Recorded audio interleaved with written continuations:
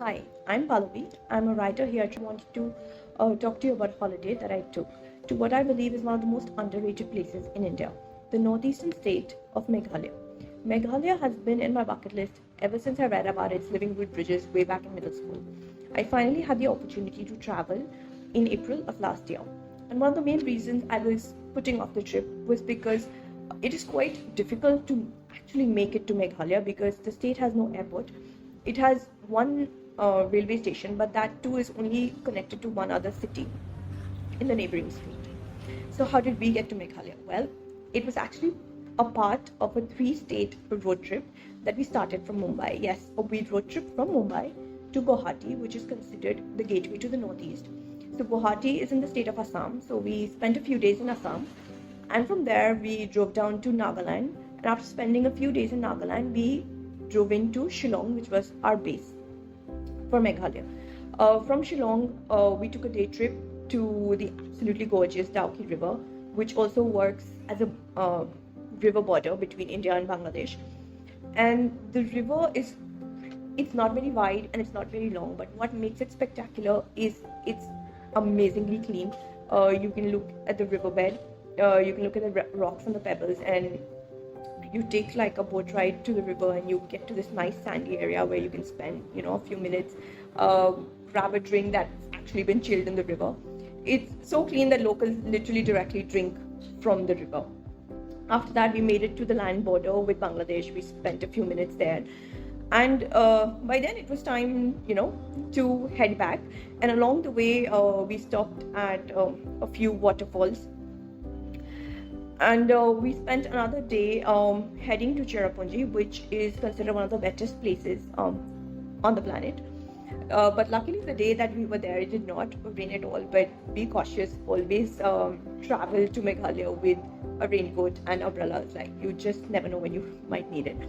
So in Cherrapunji, we finally got to see the root bridges, and it's not just one. There are hundreds of these living root bridges in Meghalaya.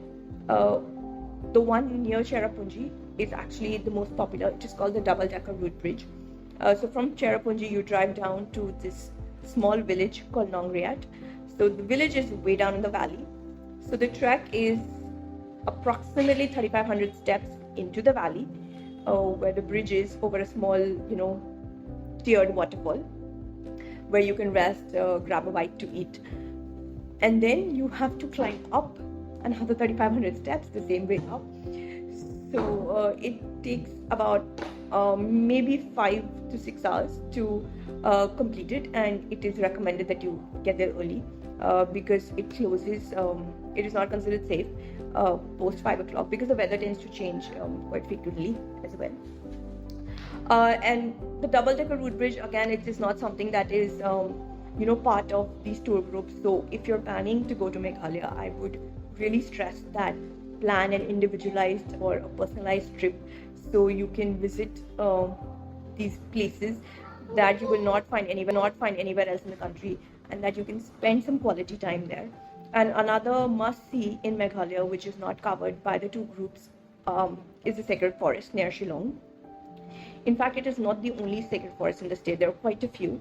And what makes it sacred is the belief that if you pick anything out of the forest, bad luck will follow. So what that means is that for hundreds of years, these forests have grown, and now they've become these, green lungs of the state, and nobody dares to encroach it or cut down the trees or put up these big developments because it is very holy or very sacred to the local people. So that really helps, keep the state green. As you're driving down along, you'll see a lot of these green spaces that you never come across in the rest of the country. The temperatures obviously are cooler because you're at a height as well.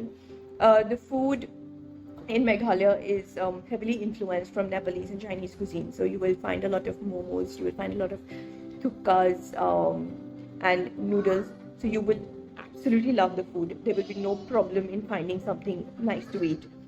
So I think, take the plunge, plan a trip, and, have the guts to maybe even road trip it like we did.